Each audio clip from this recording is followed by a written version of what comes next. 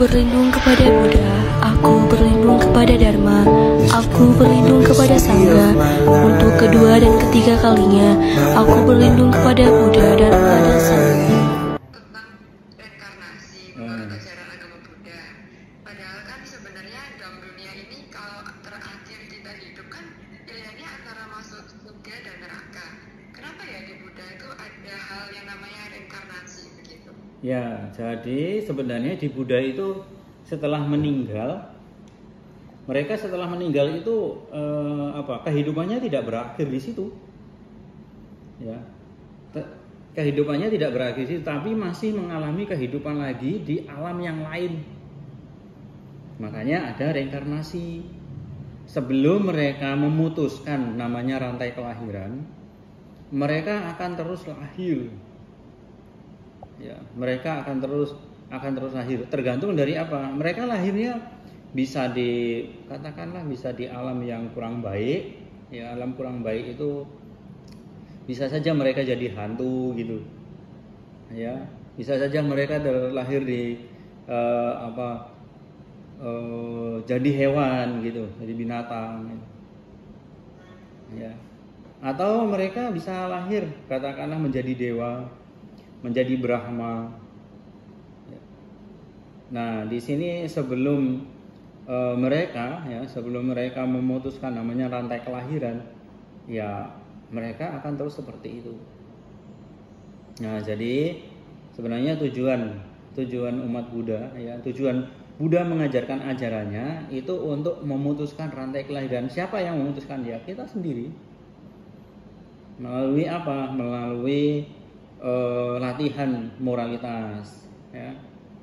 Kemudian kebaikan itu kita bisa berderma, ya, yang didasari dengan cinta kasih. Artinya kita benar-benar ikhlas berderma, ya, ikhlas berderma. Kemudian kita latihan kemoralan, dan yang tidak kalah penting yaitu apa? Mengolah batin dengan meditasi. Karena kedua hal ini akan mendukung meditasi. Berderma dan latihan moralitas ini akan mendukung meditasi. Dan apa? Olah jiwa kita itu ditentukan dari kita meditasi. Kesadaran yang berkembang, ya. Nah, itu ditentukan dari kita meditasi. Ya, semakin kita bisa mengatasi kotoran batin, kotoran batin itu kemarahan, kebencian, keserakahan, ya. Kita di situ mengatakan itu adalah sumber kita lahir terus. Ya. Kalau kita mengalahkan kebencian, kemudian kita mengalahkan keserakahan, ya. Kemudian kita mengalahkan ego, ya. Kalau kita sudah mengalahkan ketiganya ini, nah ini ibarat kita apa? Ibarat kita sudah memutuskan rantai kelahiran. Maka apa? Maka menjalani hidup ini ya sudah dengan sangat alami. Sangat alami itu maksudnya bagaimana? Maksudnya tidak ada pengharapan. Ya sudah, selesai itu ya sudah selesai. Kalaupun misalkan seseorang melakukan hal yang baik, dia tidak mengharapkan apa-apa. Ya, kalau tiga kotoran batin ini sudah selesai dibasmi, artinya tugas dia sudah selesai. Itu memang tujuan umat Buddha, ya. Tujuan Buddha itu mengajarkan ajarannya supaya kita bisa membasmi. Namun ini tidak gampang begitu saja. Kita bisa menyadari, tetapi setiap hari, setiap waktu itu akan muncul. Nah, itu yang kita butuhkan apa? Berderma, melatih moralitas dan meditasi untuk mengatasi ini. Ya. Oh, baik, Pak. Jadi kalau misalnya kita tetap melakukan hal yang jahat itu kita bakal lahir terus ya, Pak? Betul. Dan Betul. saja kalau kita kehidupan sekarang kita berbuat jahat, di kemudian hari kelahirannya kita malah dapat Dapat yang jelek. Betul, dapat karma buruknya. Dari mana tahu karma buruk? Soalnya Saya belum menyinggung. biasanya keluarga saya itu kayak paham akan hal Buddha. Kenapa? Beberapa orang Oh, keluarganya ada yang Buddhis? ada Tuh. yang Buddhis, jadi mereka biasa bercerita seperti itu. Cuma kan sekarang saya ingin bertanya langsung gitu yang lebih yakinnya seperti apa. Ya. Jadi karena kita itu berbuat baik dan berbuat buruk, pasti ada karma baik dan karma buruk kayak gitu. Dan itu di kelahiran yang akan datang bisa saja kita oh ini karma baik gitu. Oh ini karma buruk.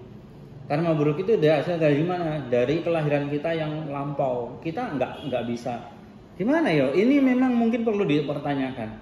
Kita tidak bisa. Oh dulu saya berbuat apa ya sehingga saya kok mengalami hal yang seperti itu gitu. Nah, tapi di Buddhis, tapi di kita ya, kita pada umumnya pada saat ini ya kita menyadari saja kalau pada waktu saat ini kita mengalami hal yang jelek, dulunya pasti kita berbuatnya yang jelek. Jadi kita tidak mencari dulu saya pernah berbuat apa, tetapi kita bagaimana merubah yang misalkan kita dalam kondisi jelek ini dirubah untuk menjadi kondisi yang baik. Sehingga apa? Yang jelek itu jangan dilakukan lagi. Supaya di kehidupan yang akan datang, nah itu baik-baik terus. Nah, ya jadi untuk membuktikan kita yang kemarin sama enggak dengan kita yang hari ini? Iya kan? Padahal apa? Kondisinya sudah berbeda itu. Iya kan? Kita yang kemarin sama enggak dengan kita yang hari ini? Mungkin bisa berbeda. Berbeda. Berbeda atau misal kita ingin berbuat baik itu, kadang-kadang kita kan kalau berubah dari yang buruk ke baik itu rasanya kehidupan itu bisa instan gitu rasanya. Kalau ada perbedaan dan juga apa ya, kalau berbuat baik itu lebih kayak lebih tenang, lebih damai, lebih enak. Nah, makanya itu sebenarnya ketika seseorang melakukan perbuatan baik, kemudian dibarengi dengan moral yang baik, nah ketika dia duduk meditasi, dia akan otomatis ketika dia duduk meditasi dia akan tenang. Kenapa? Karena dia pasti dia mengingat kebaikan-kebaikan yang pernah dia lakukan. Jadi apa? Tidak ada penyesalan, tidak ada kesedihan. Ya. Kalau misalkan ini misalkan kita sakit saja, sudah kita nggak bisa ngapa-ngapain ya. Kemudian kita diinfus, ya syukur-syukur kalau hanya diinfus. Tapi kalau misalkan kita pakai apa? Pakai oksigen, ya apa hiburannya? Hiburannya adalah kebaikan yang sudah pernah dilakukan. Kita hanya apa? Kita hanya berpatokan pada itu saja. Kita hanya bisa mengingat itu saja. Lah payahnya apa? Payahnya kalau kita itu sering melakukan hal yang jahat. Udah nggak ada hiburan itu. Dia sudah sakit, sekarang melakukan hal yang baik sudah nggak bisa. Mengingatnya apa? Mengingatnya hal-hal yang jahat yang pernah dia lakukan. Nah, Penyesalan pasti. penyesalan. Kalau di Buddhis, maaf. Kalau di Buddhis ketika seseorang ini menyesal, kemudian dia menangis ya, mengingat hal-hal yang buruk, kemudian dia menangis, kemudian dia meninggal, ya, kemudian dia meninggal, itu sudah bisa dipastikan bahwa dia pasti ke alam yang kurang baik. Entah itu ke alam setan, entah itu ke alam binatang, atau bahkan ke neraka gitu. Kenapa? Karena pada waktu sebelum meninggal, nah dia melihat perbuatan-perbuatan buruknya. Nah, makanya betapa pentingnya kita itu melakukan hal yang baik.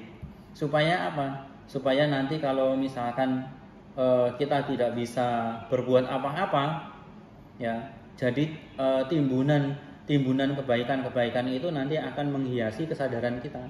Itu sudah dengan otomatis. Ya. Jadi pada waktu panca indera kita lemah, ya.